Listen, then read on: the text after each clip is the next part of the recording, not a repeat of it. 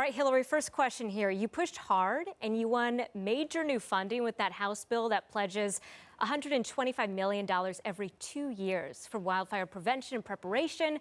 Before we go any further, can you just quickly remind people what does this bill do and where the funding is coming from there?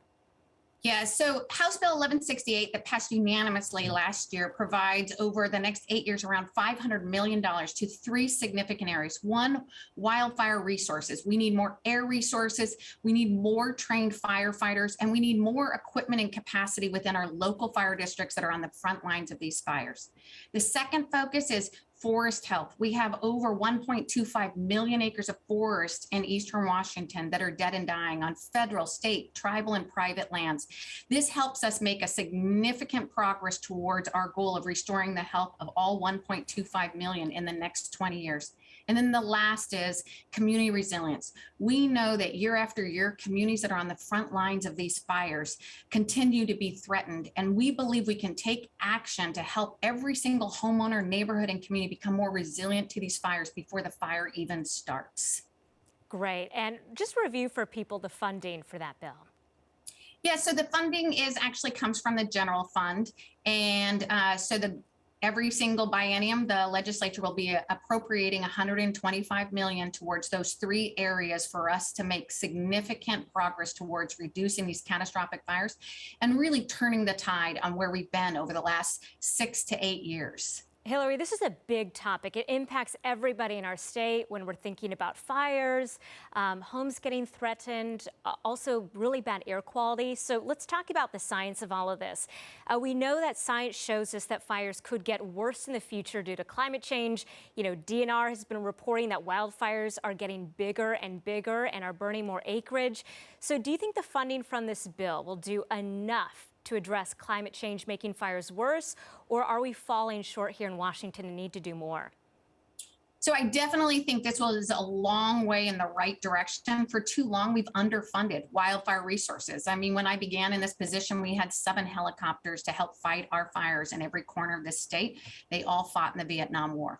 We had only 40 full-time firefighters. We were truly not funding the investments we needed to be able to respond to these fires at the state level and at the local fire district level.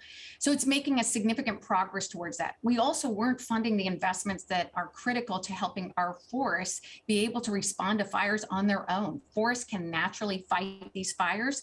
Unfortunately, there's too much fuel in these forests, too much dead, dying, disease trees that are leading to really these catastrophic fires. This will help make progress in that way. And for the first time, we actually have a community resilience program in Washington state to help these communities on the front line be more resilient to fires. Now, it is obvious that the state can't do this alone. More than half of our forests in Washington state that are in poor health are federal lands. Our federal government has to be stepping up. And what is great is that House Bill 1168 passed, which helps us get a fresh start on this work. And now with the federal government passing the infrastructure bill, as well as their 10-year wildfire strategy, we are now have a very significant partner in Washington state with the federal government to make huge progress over the next 5-10 years. And I was going to ask you about that federal funding. I know that is relevant, it's recent. So when are we expecting to get that funding and to make a difference from what's coming down federally and also here in our state with that House bill? Yeah, so the great thing is we have already sort of gotten a head start over many other states because we adopted a 20-year forest health plan that our agency put together in 2017, which looked at an all lands, all hands. We weren't just looking at state lands, we were looking across land ownership to really be able to restore the health of 1.25 million acres of forests over the next 20 years, half of that being federal lands. With that planning, we were already well on our way, having already treated 30% of the forest lands for that goal. And now with the federal plan coming in, much of their fire sheds overlap with our priority areas. So we're integrating both agencies' work at a much more effective level so that we can get on the ground and we can leverage each other's resources, capacity, and funding to be far more effective. They're also in that work, also looking at the context of community resilience, just like House Bill 1168. So because we have a head start, we can leverage more of those federal funds. We can help leverage more of those federal resources. And we've already been partnering together with some of the most significant projects happening in Central Washington, where we've seen a lot of our fires over the last 5 to 6 years. Wow. So big changes are going to be made with all of this new funding from the state and federally too. Sounds like you're very confident that this is going to make a major difference when it comes to combating fires in our state. Or are you already looking ahead to more that can be done on top of this? Yeah, I mean, I would say for too long, we've actually had a significant backlog in the area of forest health. We've had no programs really at a significant level in community resilience and helping those communities become more resilient to these fires. And we haven't had the resources for firefighting that we need at the federal level and the state level. So for me, I feel like we're finally actually making significant headway, but we have a long ways to go. As most people are very much aware, this problem around our forest health crisis and our wildfire crisis has been 50 to 100 years in the making. We're not going to get out of this problem in just the next 2 years or 4 years. We have to be focused for a long time, putting the resource and capacity on the ground to help restore the health of the forest, make our communities more resilient, but also have the ability to fight these fires when they hit. I think it's important for people to realize that as we see a changing climate and increasing drought like we had last year, we will continue to see increasing fires. We also know that our fires are not just in Eastern Washington. Historically, that may be where majority of our fires were, but now we're seeing a trend of 40% of our fires on the west side of our state. We have huge progress we need to make there. We need to do a forest health plan for Western Washington, which we will begin doing that work because we're seeing the dying off of our forests on the west side, which is why we're seeing more increasing fires.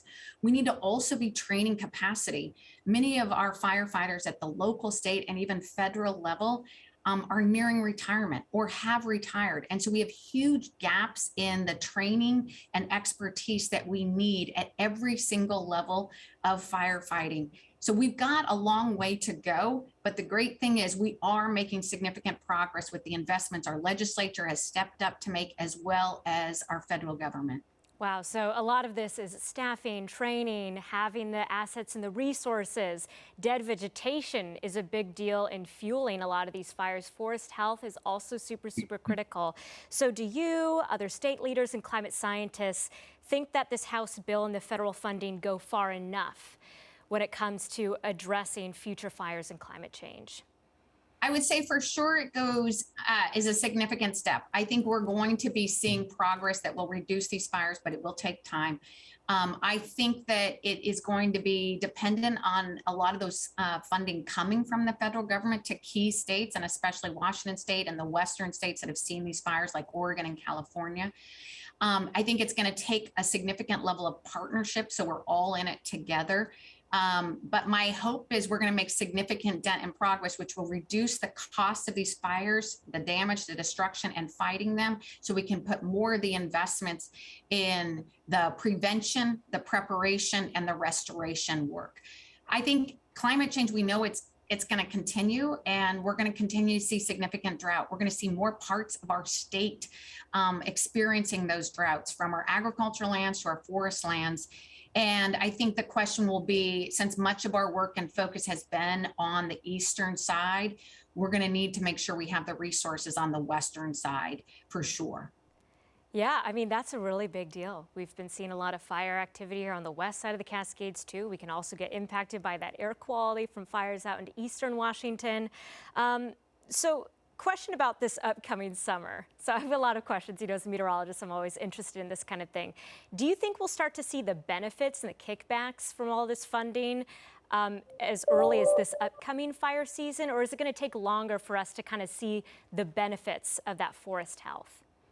Well, so on the forest health, I think there's great news. Is the fact is we've already are 30% of the way towards our forest health goal for Eastern Washington. So we've made huge progress. And with the funding coming from 1168, which will already sort of continue to accelerate that work. I think you're also going to see progress on the community resilience side. We launched Wildfire Ready Neighbors last year in 3 communities. Now with more funding available, we will be able to reach a significant number of counties that are on the front lines of these fires year after year. Our wildfire response, we are in the process right now of already going out and hiring our firefighters, getting them trained. I think I need to make people very aware that we are struggling hiring people. It's just become a challenge that is not just in Washington State, as we know, and it's not just within fire response. We are putting out a call urging people to come join our team, come do some amazing work on the front lines and learn an unbelievable experience. But we are trying our best to get those resources out on the ground, get people trained as fast as we can so that we are ready. Our hope right now is, since you are a meteorologist, if you look at current predictions, our fire season right now, we don't have indicators that it's going to be a worse fire season than last year, which was probably the worst we've ever had, because the entire state was in drought conditions, as well as the entire Western United States, which meant we were all competing for limited resources. There is currently no significant fire potential predicted for February through May, which would be an improvement from last year's early start to the season and record-setting number of 220 fires in April alone. We were fighting fires, as you may remember, from literally March well into September, with very little break from July 1 through the end. Our hope right now is, based on climate projections and what we're seeing in the weather, is it won't be as bad as last year. We won't have that significant drought. But as you know, you have to be ready for everything. And we are doing everything to be ready for this season. So Hillary, not expecting the same kind of amount of drought that we saw last year. And is that because you are predicting cooler and wetter than normal weather? Can you go over the reasoning behind that really quickly? Yeah, if you remember, we had record-setting temperatures. We had very little moisture, really sort of from the spring, sort of April on. It was an extremely dry spring and dry summer, as well as an extremely hot one. We had a heat dome, you'll remember, where a majority of our state experienced unbelievably high temperature, and we actually tragically lost 100 people's lives in that heat dome. We are right now seeing that we're going to have more close to normal temperatures and slightly above average precipitation across the Pacific Northwest this spring, which we believe will bode well. Again, we are being hopeful, but we are preparing, as always, for the worst.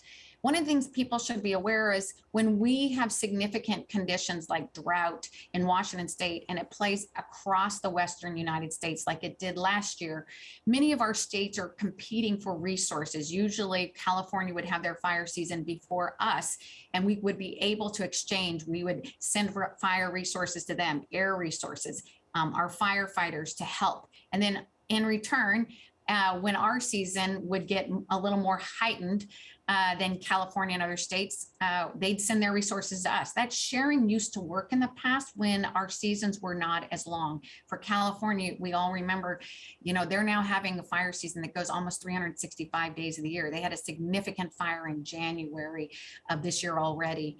And so the reality is, more of our states have to be more dependent on themselves. And the great thing is, last year, part of why we had such a successful year, even in such a horrific fire condition with the drought and fuel on the ground being so dry on our ag lands and forest lands, is that we were very well prepared and positioned to have Washington have the air resources and firefighters it needed when fires were on the ground. And we were able to take great care of ourselves. We'll learn from that lesson, and we'll do our best to make sure we're just as ready this year. But we are, like everyone else, hoping that we have a cooler year and also a little bit wetter. I appreciate you kind of digging into the nitty-gritty on that forecast. It's really important. I mean, it would be challenging to exactly duplicate what we saw last year, just because It was so record-setting. It was so historic, obliterating records right and left. And is it just an accurate summary to say that we have reason to be more hopeful about this fire season? In addition to it not expected to be quite as bad as last year, we might see some of those benefits and kickbacks with more community resilience and some of this forest health. Absolutely. So first of all, you're already going to be seeing more, the results of the forest health work we've been doing, and some of that work is right now on the ground. So that will help out. Again, though, we do have a lot of areas still to cover. Like I said, we're only 30% of the way to our goal of 1.25 million in Eastern Washington. And Western Washington, we know, is also facing drier conditions and facing forests that are struggling more than they have historically. I think that people need to be, what I would say, cautiously optimistic, not only on the weather and climate conditions that we're going to face this year, but also on the fact that we've made huge progress. There's still large swaths of our state that need that restoration work. There are still large swaths of communities that haven't done the preparation work. And I think that's the important part. Oftentimes we're not focused on wildfire season, and I don't mean our agency, but the public, until the smoke starts in the air or they see these horrific images of fire in the nightly news. The reality is people can be doing something every single day of the year to get their home and their neighborhood and community more resilient to these fires, taking simple actions and not waiting until fire is at their doorstep to take action. That means creating this defensible space around their home. We're urging every homeowner to take steps to be able to create 10 feet defensible space, remove the dead, dying trees, remove branches leaning against the house, clean out your gutters, help make sure that you create that green space, because it can go a long way actually to stopping those fires. And we're urging people to not think that Eastern Washington is the only place where fire is hitting. Yes, a lot of the imagery we see throughout the year is those horrific, significant 100,000 acre fires in Eastern Washington, but we've seen fires on the west side and some more populated areas, Bonnie Lake, Graham, were hit hard 2 years in a row. We need people to be very aware that fire could be in their community, and they can take steps now to get more prepared for it. Yeah, that's right, Hillary. This is a major topic, top concern for everybody here in Washington State. So we appreciate you taking time out of your day to talk about this. We really appreciate it. Thank you so much. Be safe, everyone. Thank you.